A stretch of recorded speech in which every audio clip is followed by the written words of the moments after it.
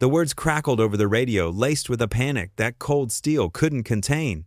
A single word repeated with growing desperation from the lead elements of the armored column. Tiger, Tiger at 12 o'clock. Long range. For the American tankers of the 1st Armored Division fighting for their lives in the dust-choked valleys of Tunisia in February 1943, that single word was a death sentence. It wasn't just a tank. It was a ghost in the heat haze, an invulnerable steel predator whose existence defied the known laws of armored warfare. Veterans of the fighting around Sidi Bou Zid and Kasserine Pass would speak of it in hushed tones for years to come.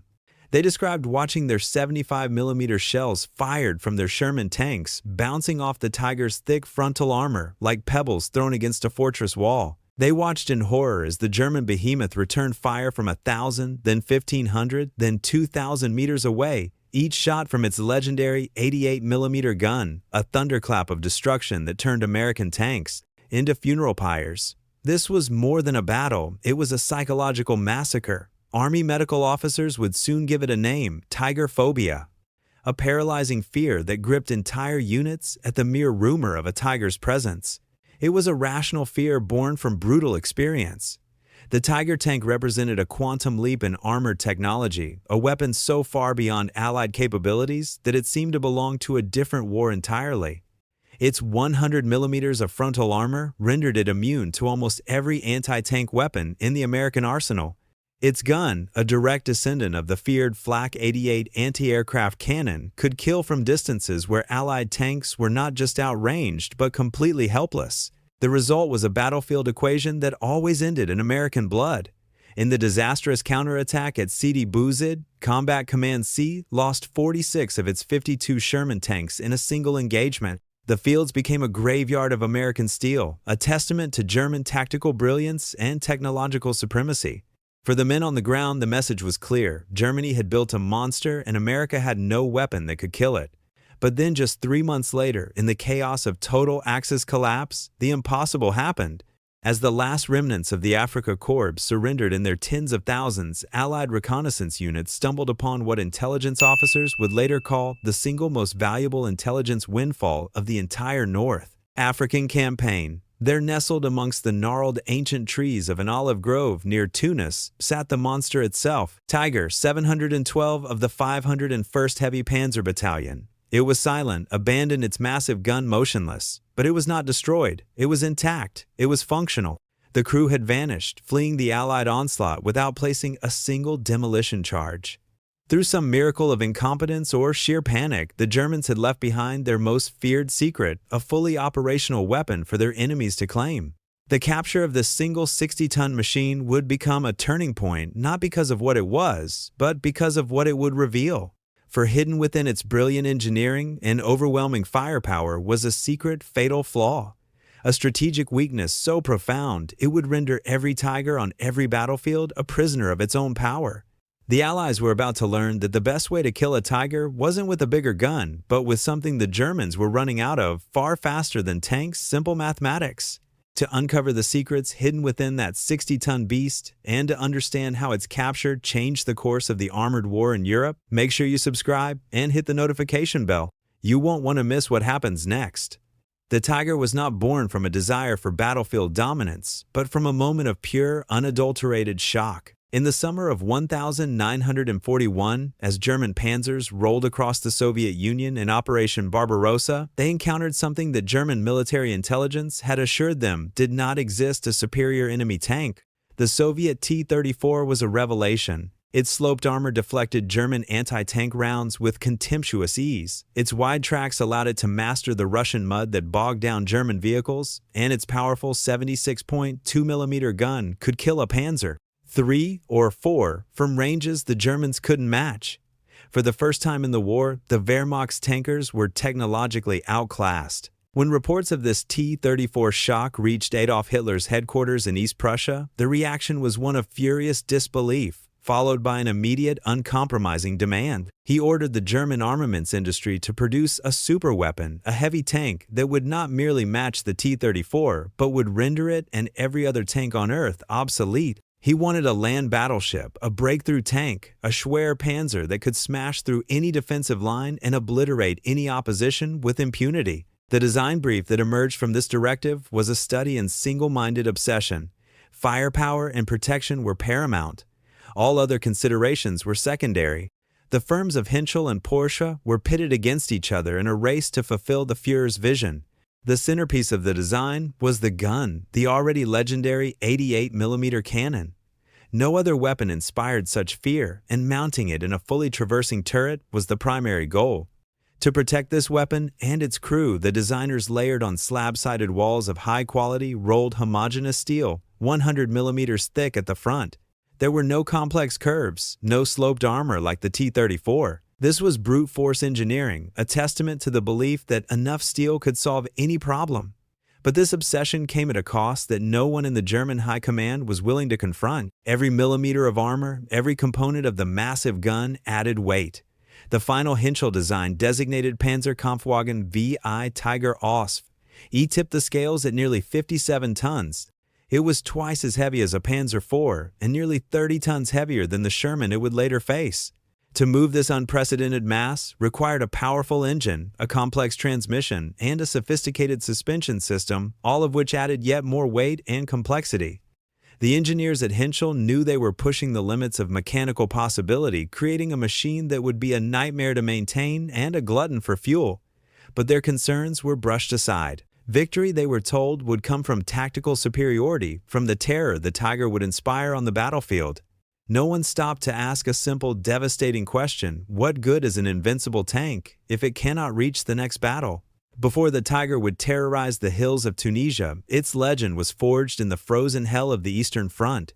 In the late summer of 1942, the first handful of production Tigers were rushed to the front lines near Leningrad, assigned to the newly formed 502nd Heavy Panzer Battalion. Their combat debut was a disaster. Thrown into battle in swampy, forested terrain, for which they were entirely unsuited, the new tanks suffered from a rash of mechanical failures. Transmissions overheated and seized engines failed, and tracks were thrown in the thick mud. Within weeks, the Soviets had captured their first Tiger, not through combat, but because it had simply broken down and been abandoned. But in the winter of 1943, on the open snow-covered plains, south of Lake Ladoga, the Tiger finally found its ideal hunting ground. Here, during the Soviets' Operation Iskra, the world witnessed the true terrifying capability of Germany's new weapon. Soviet tank commanders accustomed to engaging German armor at 800 meters or less suddenly saw their T-34 seconds exploding from ranges they considered safe. A Tiger positioned defensively could see the Soviet armored columns advancing from over 2 miles away. Its gunner, peering through the world-class Zeiss optics, could place the crosshairs on a target, while the Soviet tanks were still just small shapes on the horizon. The 88mm gun fired with a flat trajectory and unparalleled accuracy. Its armor-piercing capped ballistic cap shell, the Panzer Grenade 39, left the barrel at nearly 3,000 feet per second. At 2,000 meters, it could still punch through 100 millimeters of steel armor. For a T-34 crew, this meant death was a physical certainty long before they were even in range to return fire. In a single engagement on January 12, 1943, a handful of Tigers from the 502nd destroyed a dozen Soviet tanks without suffering a single loss. The psychological impact was immediate and profound. Red Army reports began to speak of the German heavy tank in almost mythical terms. It was unstoppable, invulnerable, a ghost that killed from beyond the horizon. This was the legend that preceded the Tiger to North Africa, a reputation for invincibility that had been paid for in Soviet blood. Allied intelligence listened to these reports with a mixture of skepticism and growing concern. But as the first Tigers rolled off the transport ships in Tunis, they brought with them not just steel and firepower, but the terrifying weight of their reputation, ready to be unleashed on American soldiers who had never imagined such a weapon could exist. The collapse of the Afrika Korps in May 1943 was not a single event, but a cascade of systemic failures. For months, the Axis forces in North Africa had been strangled. The Royal Navy and the RAF, operating from Malta, had turned the Mediterranean into a graveyard for Axis supply ships. What little got through was never enough.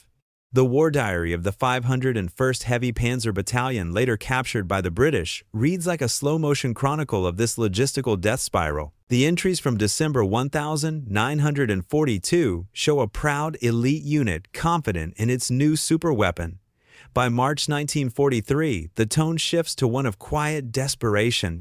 The diary is filled with notations of mechanical failure, awaiting spare parts, and most ominously fuel shortage critical. A Tiger tank was a masterpiece of complex engineering, but that complexity was its undoing in the harsh African environment. The desert sand, fine as flour, worked its way into every moving part, grinding down bearings and fouling filters. The intricate interleaved road wheels, which gave the Tiger its smooth ride, were a nightmare for maintenance crews to repair, requiring the removal of multiple wheels to access a single damaged one. Engines pushed to their limits to move the 57-ton mass broke down with alarming frequency.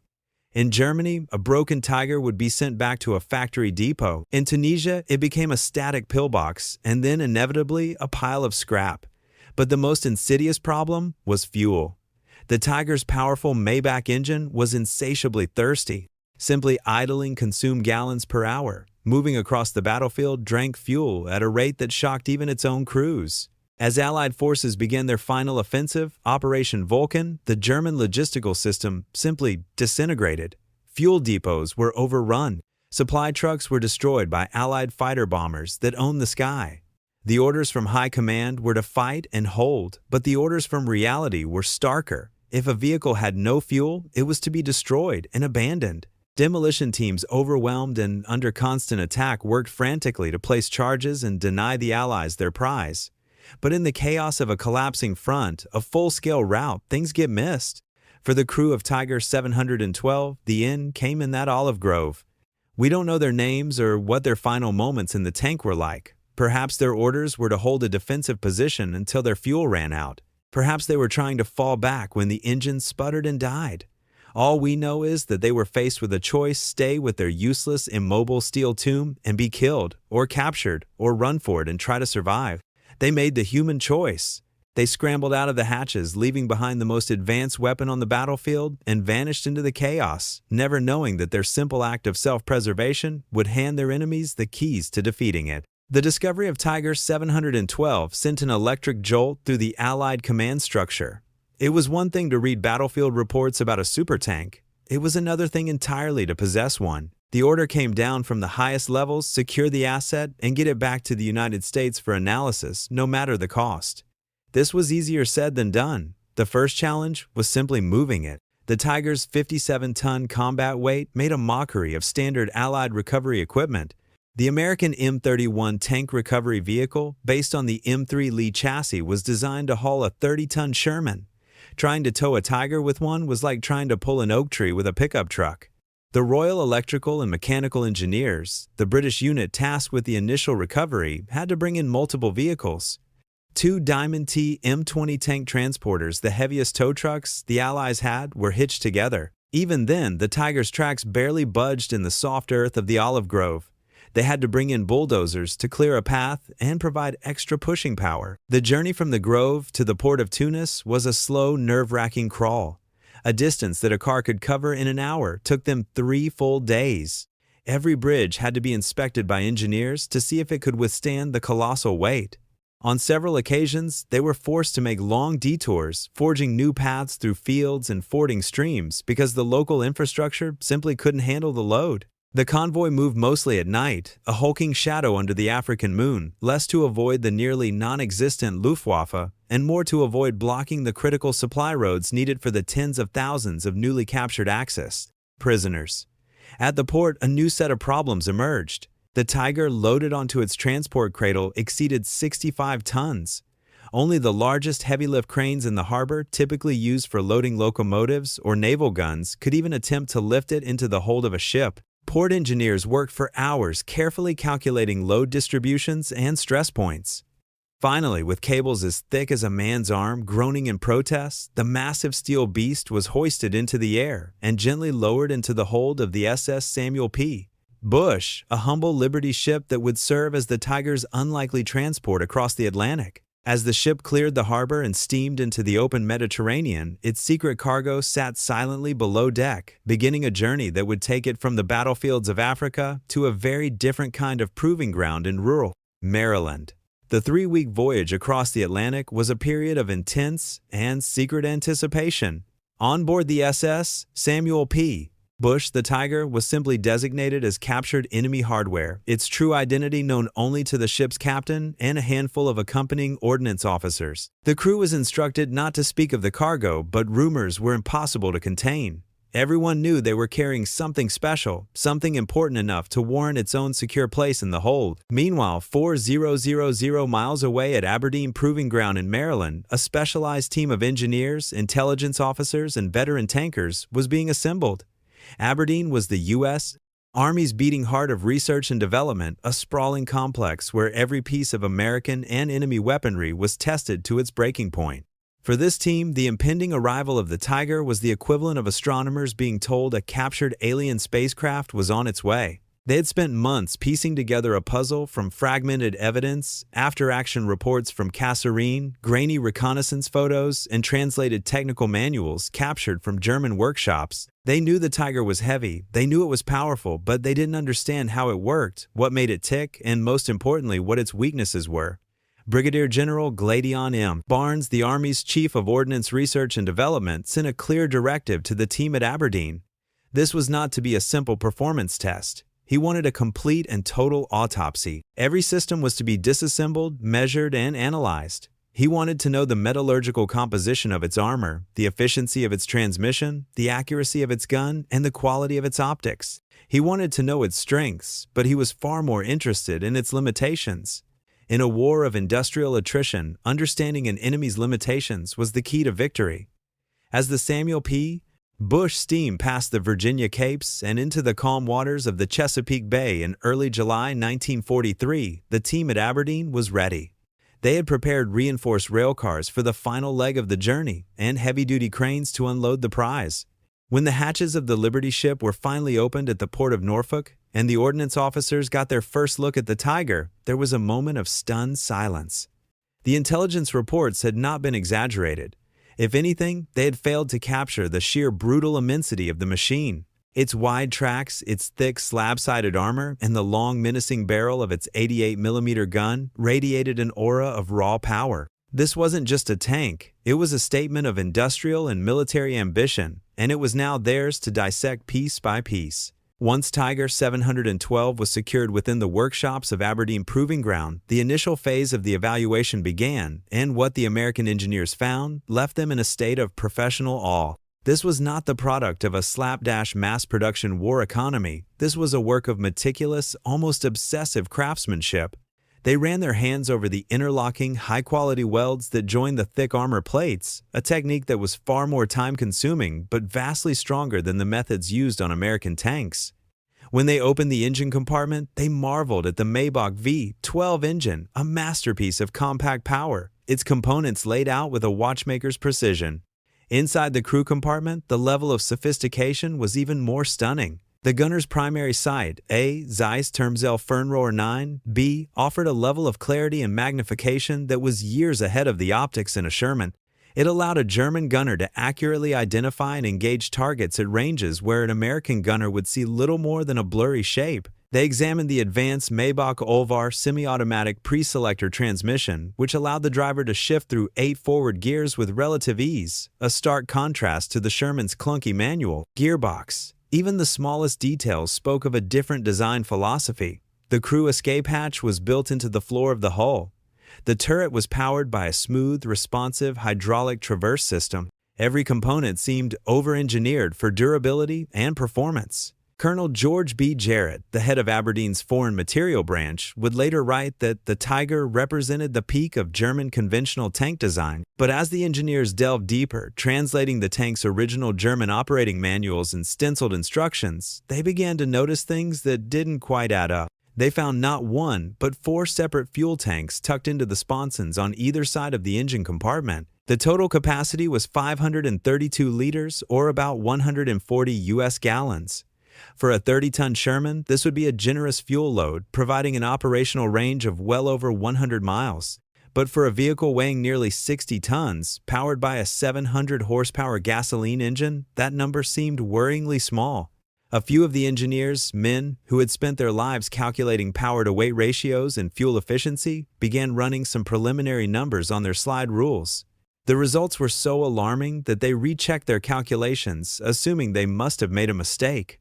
The German specifications claimed a road range of 195 kilometers.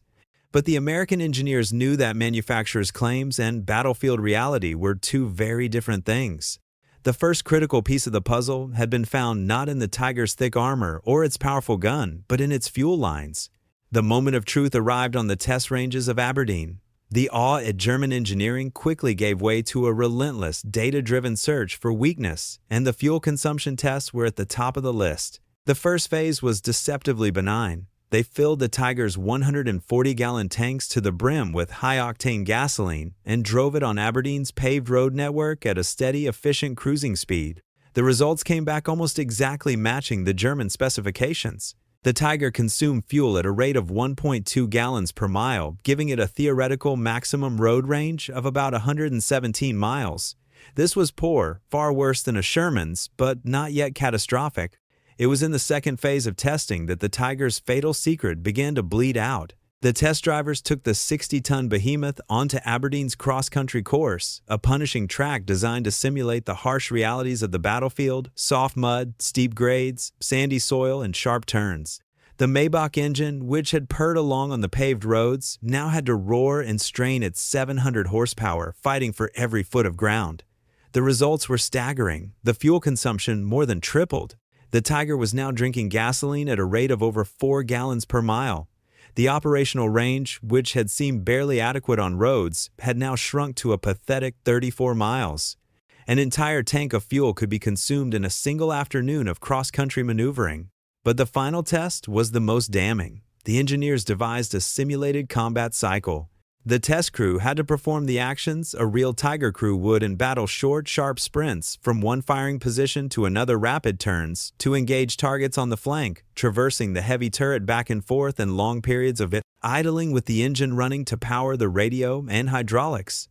This was the truest measure of a tank's thirst in the heat of combat.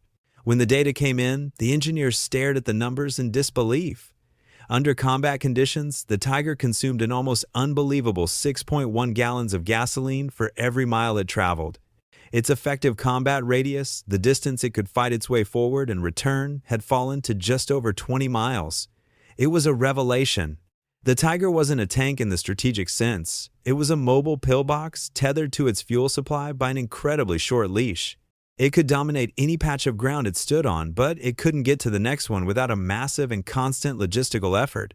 The most feared weapon on the battlefield had an Achilles heel, and it wasn't a flaw in its armor, but a catastrophic addiction to fuel. The beast was powerful, but it was chained. The question now was, did the rest of the German army know just how short that chain really was? Armed with the shocking data from Aberdeen, Allied intelligence officers began a massive effort to re-examine every piece of evidence they had on German armored operations. It was like finding the Rosetta Stone. Suddenly, previously incomprehensible German tactics began to make perfect logical sense. They pulled the captured war diaries from the 501st in Tunisia and saw the Aberdeen data reflected in the desperate battlefield reports. A notation from March 1943 that had seemed routine now screamed with significance: battalion immobile awaiting fuel trucks. It wasn't just a supply issue, it was a systemic crisis.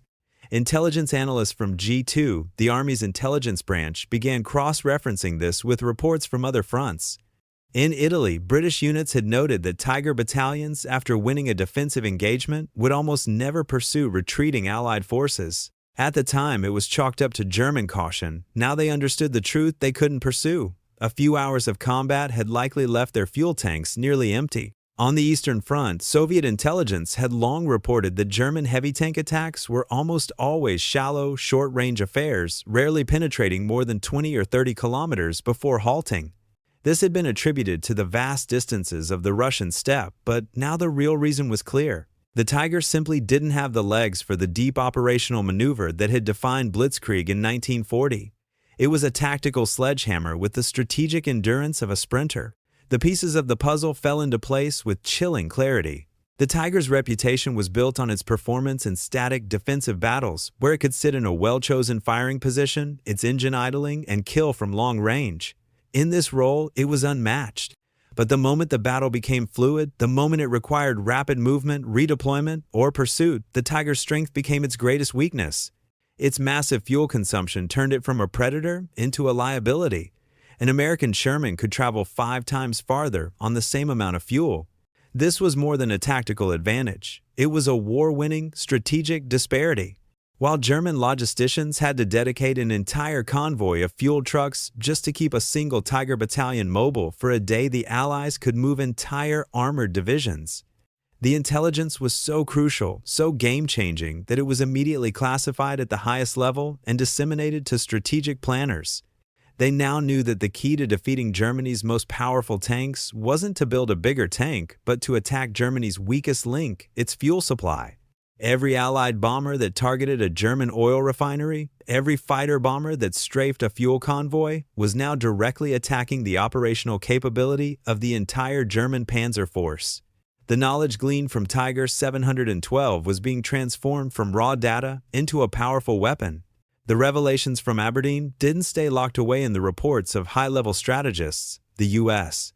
Army moved with remarkable speed to turn this intelligence into practical, life-saving doctrine for the men who had to face the Tigers on the battlefield. The Ordnance Department and the Army Ground Forces collaborated on a series of new training materials, including technical manuals, pocket guides, and most importantly, training films that were distributed to every American armored unit by late 1943. One of the most famous of these films, titled How to Knock Out a German Tank, directly incorporated the findings. In stark, clear language, the narrator explained the Tiger's vulnerability. "Don't fear the Tiger," the film advised, "understand it. Its greatest weapon is its gun. Its greatest weakness is its engine. This tank drinks more gasoline in 1 hour of combat than your Sherman does in a day." The films and manuals laid out a new set of tactics. Direct frontal assaults were suicide and were to be avoided at all costs. Instead, Sherman crews were taught to use their superior numbers and mobility to their advantage. A platoon of 5 Shermans was instructed not to line up and trade shots with a single Tiger. Instead, 3 tanks would lay down a base of suppressive fire from the front. This fire wouldn't destroy the Tiger, but it would force its crew to keep their hatches closed, limit their visibility, and focus their attention. While the Tiger was distracted, the other 2 Shermans were to execute a wide flanking maneuver using their superior speed and lower fuel consumption to get on the Tiger's vulnerable sides or rear where their 75mm guns could be lethal. The most revolutionary piece of advice was almost counterintuitive. If you can't kill the Tiger, make it move. Crews were taught to conduct fighting withdrawals, feigning retreat to lure the German heavy tanks into a pursuit. Every mile the Tiger was forced to chase them, it was burning through its precious, irreplaceable fuel reserves. The new doctrine could be summarized in a simple, brutal mantra: bleed it dry. This new knowledge began to chip away at the crippling Tiger phobia. It replaced fear with a plan. It gave American tankers a sense of agency, a way to fight back against a technologically superior foe, not with brute force, but with cunning. They couldn't outpunch the Tiger, but they could outlast it, outmaneuver it, and outthink it. As thousands of American soldiers prepared for the invasion of Europe, this new doctrine was drilled into them relentlessly. They were about to land on the shores of France and face the bulk of the German Panzerwaffe, including dozens of heavy tank battalions. The lessons learned from a single abandoned tank in a Tunisian olive grove were about to be put to the ultimate test. The hedgerow country of Normandy should have been perfect Tiger territory. The narrow lanes and thick earthen walls offered excellent concealment and natural choke points, allowing a handful of well-positioned heavy tanks to hold up an entire division. And in the initial weeks after D-Day, they did just that, inflicting terrible casualties on Allied armor. But once the American forces broke out of the Normandy Peninsula in late July 1944 during Operation Cobra, the war changed. It became a war of movement, of rapid exploitation and deep pursuit, and it was a war the Tiger was logistically incapable of fighting. As Patton's Third Army raced across France, German units were forced into a desperate fighting retreat. For the heavy panzer battalions, this was a disaster. A planned strategic withdrawal requires fuel. A panicked retreat requires even more. They had none. Allied reconnaissance pilots and forward ground units began reporting a strange phenomenon.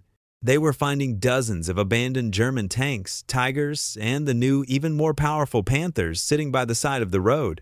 Many of them were in perfect working order. They showed no signs of battle damage, no penetration holes, no burned-out hulls. They had simply stopped. When ordnance teams examined the vehicles, they found the same thing in every one. The fuel gauges were on empty and the tanks were bone dry. The war diaries of these German units captured later told the story in stark detail. A July 20th entry from the 101st SS Heavy Panzer Battalion, one of the most elite units in the German army, noted fuel allocation reduced by 40%. All offensive operations are forbidden. Tigers are to be used only in static defensive roles. They were no longer tanks. They were just pillboxes that occasionally had to be moved at enormous logistical cost. The Battle of the Falaise Pocket in August 1944 was the ultimate proof of the concept. As the Allies encircled the German 7th Army, entire panzer divisions were trapped. Their only hope was to break out, but a breakout requires a massive, coordinated, armored assault, which requires thousands of gallons of fuel. The result was a massacre. The Tigers and Panthers that should have spearheaded the escape attempt ran out of fuel after moving only a few miles. They were then systematically destroyed from the air by Allied fighter bombers or picked off by Allied tanks that could maneuver at will. The highway of death leading out of the Falaise Pocket was littered with the burning hulks of Germany's best armor, defeated not by a superior tank, but by a superior logistical strategy that had starved them into paralysis. The lessons of Tiger 712 were being written in fire and steel across the fields of France. The invincible monster had been tamed not by a silver bullet, but by an empty gas can. By the winter of 1944, Germany was on the verge of collapse. The Allied armies were at its borders in the west, and the Red Army was relentlessly pushing from the east. The strategic bombing campaign had crippled German industry and, most critically, had systematically obliterated its synthetic oil production facilities. The Wehrmacht was slowly grinding to a halt, not from a lack of courage or weapons, but from a terminal lack of fuel. In this desperate situation, Hitler conceived one final monumental gamble. He would gather the last of his strategic reserves, including the most powerful panzer divisions still in existence, and launch a massive surprise offensive through the Ardennes forest in Belgium. His goal was to smash through the thinly held American lines, race to the port of Antwerp, and split the Allied armies in two, forcing them into a negotiated peace. The plan was audacious, a throwback to the glory days of Blitzkrieg in 1940. But it was a plan built on a foundation of pure fantasy. The Panzers, particularly the new, even heavier 68-ton Tiger II tanks that would lead the assault, had the fuel to get started, but not to finish. German logisticians calculated that they had only enough gasoline to get the armored columns about one-third of the way to Antwerp. The entire success of the operation, codenamed Wacht am Rhein, or Watch on the Rhine, depended on one critical assumption, that the Panzers would be able to move so fast they could capture the massive Allied fuel dumps located at Spa and Liège before the Americans could destroy them. They were literally planning to fuel their offensive with their enemy's gasoline. This was not a military strategy. It was a Hail Mary pass born of utter desperation. At the spearhead of the northern shoulder of this attack was the 1st SS Panzer Division, led by the infamous Kampfgruppe Piper. This elite unit was equipped with the best armor Germany had left, including a battalion of the new Tiger IIs. They were the tip of the spear, tasked with making the deepest and fastest penetration. Their success or failure rested entirely on their ability to seize American fuel. As the first shells began to fall on the American lines in the pre-dawn darkness of December 16th, 1944, the fate of the Third Reich hinged not on the thickness of a Tiger's armor or the power of its gun, but on whether a few GIs defending a fuel depot could hold out long enough for help to arrive. For the first few days of the Ardennes offensive, it seemed Hitler's insane gamble might just pay off. Kampfgruppe Piper, led by the ruthless Jochen Piper, smashed through the initial American defenses, its Tiger IIs shrugging off American anti-tank fire with ease. They advanced with brutal speed, creating chaos and panic in the American rear. But even as they advanced, the clock was ticking, and the fuel gauges in their heavy tanks were dropping with alarming speed. The roads through the Ardennes were narrow and winding, forcing the massive tanks into fuel-guzzling low-gear crawls. Small pockets of determined American resistance at key crossroads, like the heroic stand at Street, Vith didn't stop Piper, but they delayed him. And every hour of delay meant gallons of precious fuel burned, not in advancing, but in simply waiting. The critical moment came near the town of Stoumont. Piper's armored spearhead was just a few miles from a major Allied fuel dump and the vital bridges over the Meuse River. But his tanks were running on fumes. The advance sputtered to a halt. His war diary for December 21st noted bleakly, fuel supply exhausted, unable to continue advance.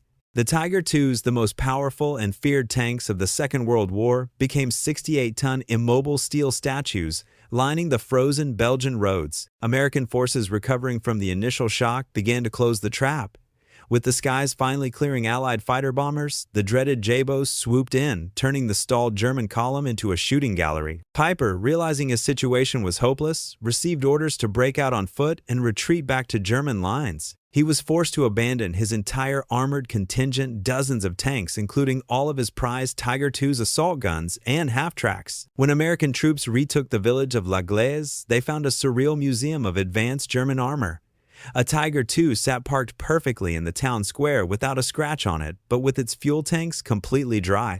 The crews had tried to destroy the vehicles, but many demolition charges failed to detonate properly. The ultimate symbol of German technological might had been defeated not in a titanic tank battle, but by the simple, inexorable logic of an empty fuel tank.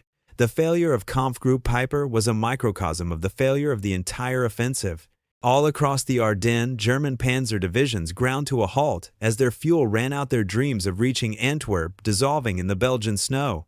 The great gamble had failed, and with it the last hope of the Third Reich. The secret of Tiger 712, discovered a year and a half earlier, had now played out on a strategic scale, leading to a decisive and catastrophic German defeat. In the aftermath of Germany's surrender, Allied intelligence teams launched Operation Paperclip and similar initiatives, not just to capture rocket scientists, but to interrogate the industrial and engineering minds behind the Nazi war machine. They wanted to understand the decisions that had shaped German weapon design. When they questioned the senior engineers from Henschel, the creators of the Tiger, the answers were both enlightening and frustrating. Erwin Aders, Henschel's chief designer for the project, admitted to his interrogators that his team had been fully aware of the Tiger's projected fuel consumption from the earliest design stages. They had calculated that the massive weight, combined with the power of the Maybach engine, would result in an operational range that was, in his words, tactically restrictive. They had reported these concerns to the Wehrmacht's procurement office, the Waffenamt. The response from the military leadership was unequivocal. The tactical advantages of the Tiger's gun and armor would be so decisive that battles would be won quickly, negating the need for long-range mobility. They envisioned the Tiger as a breakthrough weapon that would shatter enemy lines in a single powerful blow, after which lighter, more fuel-efficient tanks would handle the exploitation. It was a philosophy that completely underestimated the grinding, attritional nature of the war they were actually fighting. The captured engineers revealed a deep-seated disconnect between the brilliant but isolated world of German engineering and the harsh realities of strategic logistics. The engineers were tasked with building the best tank, and they defined best purely in terms of combat performance. The logisticians who would have to supply it and the generals who would have to use it were not given an equal voice in the design process. This lesson was not lost on American designers after the war. The experience with the Tiger, confirmed by the exhaustive tests at Aberdeen, directly influenced the design of the next generation of American tanks. When developing the M48 Patton in the 1,950 seconds, operational range and fuel efficiency were elevated to top-tier design priorities alongside firepower and protection. American military doctrine, forged in the vast expanses of the American West and proven in the race across France, understood that mobility was life. And mobility, they had learned from dissecting Tiger 712, began and ended with the fuel tank. Today, Tiger 712 rests in a climate-controlled facility at the U.S. Army Armor and Cavalry Collection at Fort Moore, Georgia. It is no longer a weapon of war, but an artifact of history. Its left side is permanently cut away a cross-section, revealing the intricate machinery within, allowing new generations of soldiers to study its design. It stands as a silent monument to a profound military truth. For decades, its story was told and retold to young armor officers at Fort Knox and Fort Benning, not just as a lesson in enemy vehicle identification, but as a critical case study in the relationship between tactics and logistics. It taught them that the most impressive specifications on paper are meaningless if they cannot be sustained on the battlefield. The Tiger tank was in many ways a perfect weapon for a short, victorious war. But Germany found itself in a long losing one. The Tiger's insatiable thirst for fuel was a manageable problem in 1943, an urgent crisis in 1944, and a fatal catastrophe by 1945. The single tank abandoned in a Tunisian olive grove did not win the war. But the secret it revealed, the secret of its crippling logistical weakness, gave the Allies an intellectual weapon that was, in its own way, as powerful as any armor-piercing shell. It allowed them to understand their enemy's limitations, to craft tactics that exploited those limits, and to turn the Tiger's greatest strength, its immense size and power, into its ultimate downfall. The story of Tiger 712 is the ultimate paradox of modern warfare. It proves that tactical excellence cannot overcome strategic folly. It demonstrates that the most powerful weapon in the world can be defeated not by a bigger weapon, but by a better understanding of logistics. In the end, the Tiger was a magnificent beast, a masterpiece of engineering, and a terror on the battlefield. But it was a beast chained to its supply lines, and the Allies, after capturing one and learning its secrets, simply cut the chain.